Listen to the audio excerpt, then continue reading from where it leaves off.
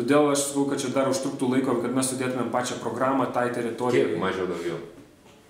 5 metai. Ne, su mano tempais greičiau.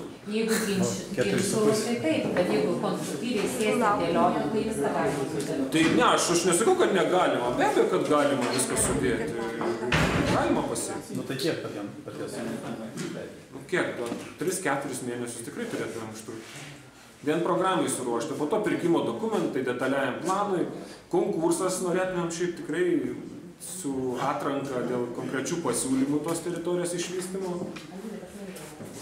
Tai reiškia, viešieji pirkimai vėlgi ten užtrukti kokį 3-4 mėnesį. Čia taip aš grubiai šneku, nežinau tų terminų, nes viešųjų pirkimų skyriaus uždėjo klausimą. Tai visuos užtruks tą patį. Ką turite minėti visus? Visuos užtruks pirkimai ir projektavimas, viskas bus. Tai jeigu stadiono atveju, tai ten jau yra detalus planas. Koks yra, kas sukūrė tą planą, kas užsakė? Nu, savivaldybė, kaip kas, nu, aš Ar jūs nežinau, kalbate kas... apie studiją? Ne, apie detalų planą aš kalbu. Ne, tai objektyvumo dėliai 2002 metų yra viešai Gardų futbolas užsakytas detalusis planas. Toje teritorijoje yra. Ar futbolas? Futbolas. Aš nežinau, ten, man atrodo, buvo...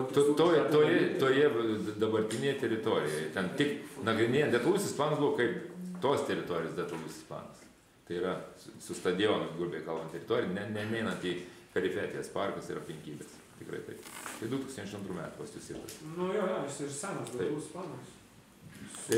Bet esmėje dokumentas, tarkim, yra taip.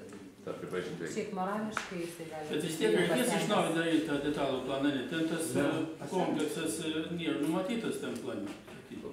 Senaties terminą. Morališkai. Jį keisti galima kitų. Mes buvom prieš tą 12 metų numatyti ten statyti... Tai aš nežinau, dėl ko, kaip čia jūs numatėt prieš 12 metų.